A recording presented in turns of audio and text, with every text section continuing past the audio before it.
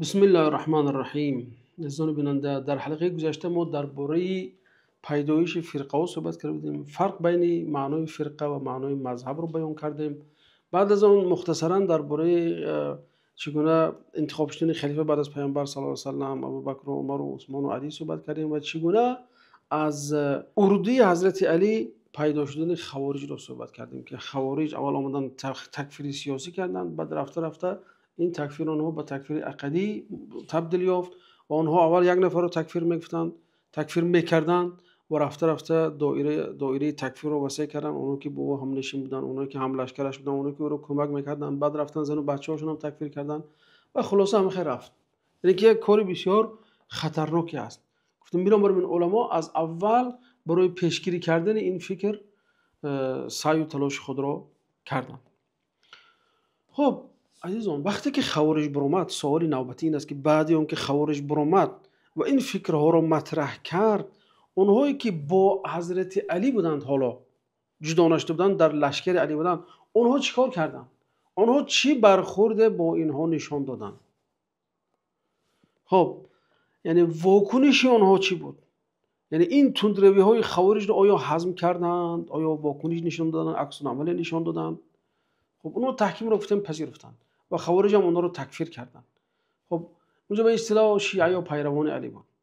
به اصطلاح برادر ما در این مسئله که شیعه کیست، در حلقه که اینجا مون شدیدی شدید، در این حلقه ما خیلی مفصل بیان کردیم که شیعه های اوائل، یعنی که اونهایی که در اول در خود زمان حضرت علی بودند، اونها همین عقیده اهل سنت و جماعت داشتن. اونهایی بودن که ابوبکر رو خلیفه برحق میدونستن، عمر رو خلیفه برحق میدونستن، عثمان بن عفان رو خلیفه برحق میدونستن و چهارمین حضرت علی رو خلیفه برحق میدونستن. کسی رو دشنام نمیدادن، اصحاب پیامبر دشنام نمیدادن و اصحاب پیامبر تکفیر نمیکردن. چه خیلی که مثلا امروز فرقه به همه معلوم اونها رو مثلا جز 3 نفر یا 7 نفر و 10 نفر تکفیر میکنن، همه اونها رو مرتد شدن میگه. خب یعنی که نماز خونشون هم مثل ما بود، نماز خونشون هم عبادتشون هم مسجد داشتن و حسینی هم نداشتند و یا اینکه مثلا بالای مهر هم سجده نمیکردن. ما در اون خیلی به تفصیل اونجا صحبت کردیم عزیزان. وقتی اونها شنیدن که خوارج اونها رو تکفیر کردن، چیکار کردن؟ برادران، خوارج و سبعیه، رافضی سبعیه یا اینکه شیعه سبعیه،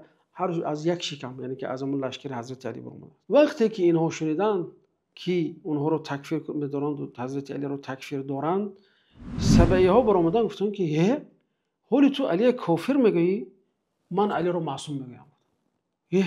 حالی تو علی سزاوار خلافت نیست میگی، من میگم که علی رو نه تنها پیامبر بلکه خدا تعیین کرده است و آیت‌های رو چپ و راست عرض و رسولی رو قوت. باستن که تو حالی میگه که بندی سیاه میتونه که رهبر مسلمانان باشد، چون که اصلا در مذهب خوارج شرط نبود که خلیفه قریشی باشد. ما میگیم که فقط علی سزاوار خلافت است، بعد 12 نفر از فرزندانش، چون که در کتاب کافی آمده است که بعد از علی 12 فرزند خلیفه میشه.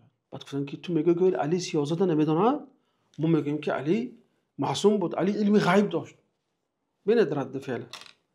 هر چی که خوارج نسبت حضرت علی تندروی کردن، این طرف رافضی های سبعی و شیعه های سبعی آمدن چه کردن؟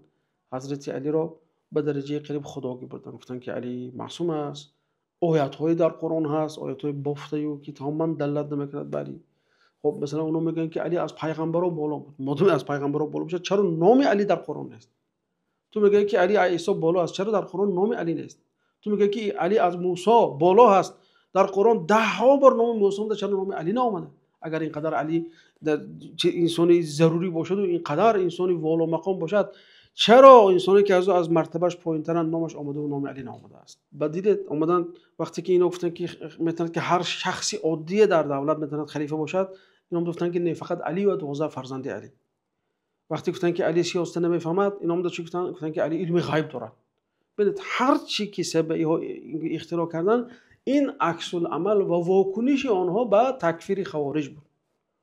بنابراین هر دو اونها از یک شکم برآمدن و هر دو اونها برای امت اسلامی یک بلای و آفت شدن. یعنی بین همین دو عقیده که اونا بینیم در حقیقت حالا باشد همین خودی همین فرقه به همه معلوم، نه تنها خوارج رو بلکه هر مسلمانی که امام گویا به نام خدا انتخاب کرده اونها رو قبول نکند، تکفیر میکنن. اگر اسمت امامش انکار کنن، اونها از فرقه خود بیرون نگاه حساب میکنن. اگر علم لدنی امام میشه این کار کند او را از فرقه بیرون حساب میکنن. عینا همون تندروی خوارج را این فرقه سبعیه نیز دارد. یعنی اشاره کردیم گفتیم که آمدند و همون تندروی خوارج رو گرفته اصحاب رو مرتد اعلام کردن، گفتن که اینا حق علی پایمال کردن، علی باید خلیفه میشد. آمدن ابوبکر لعنت کردن، عمر لعنت کردن، عثمان لعنت کردن و اعتقاد کردن که بعد از پیامبر وفات کردن به جز 3 نفر عمار و مقداد و سلمان و بعض دیگه صحابه رو خیلی گفتن بعضی تا 7 کسا یا تا 12 کسا اکثر روایتاشون گفتن بغیر از 12 نفر دیگه همه کافر شدن اصحاب پیامبر نعوذ بالله. این چی بود؟ همون رد فعل به گفته های خوارج بود عزیزان بیننده. بنابراین از این دو رد فعل دیگر فرقه بزرگی داشت و دیگر فرقه به میان اومد. مثلا معتزله اومد به میان. معتزله میگفتیم ما با یگان طرف نیستیم، پروا یگان سنت نداریم، هر دوش مسافه میگیریم. اعتزال کردن در این مسئله، یعنی که در مسئله اختلاف علی. البته معتزله هم یکشن فرقه هستند در خود. مرجئه ها هم گفتن که ما نه علی رو تکفیر میکنیم، نه میگیم که در شامی ها یا که معاویه رو تکفیر میکنیم و نه به علی اسمت قائل هستیم، بلکه میگیم که خدا به خدا حواله میکنیم، خدا خودش میدونه چیکار کنه با علی، خطاکار بود یا درست کار بود. یعنی ببینید اینجا رد فعل یا عکس العمل یا واکنش علیه یکدیگر به چی آورده رسانید؟ خوارج به علی واکنش نشان دادن، جدا شدن از اینا. باز وقتی که برآمدن شیعه های سبعی به خوارج واکنش نشان دادن، بعد اینها برآمد معتزله ها به هر دو اینها گفت من هر دو تا قبول ندارم، گفت مرجئه اومد گفت که ما نه علی را معصوم میدونم نه کافر میگیم.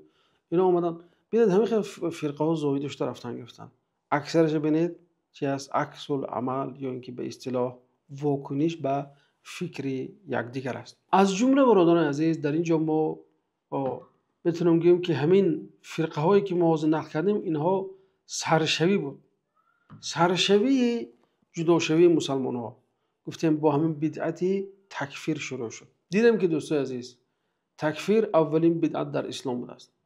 تکفیر بسیار یک پدیده خطرناکی هست که اونها مشکلی در اون است که بسیار در جوانان رو هدف میگیرن.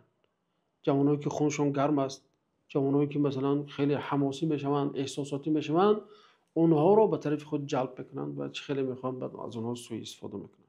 خداوند از شر اونها امت اسلام را نگه دارد.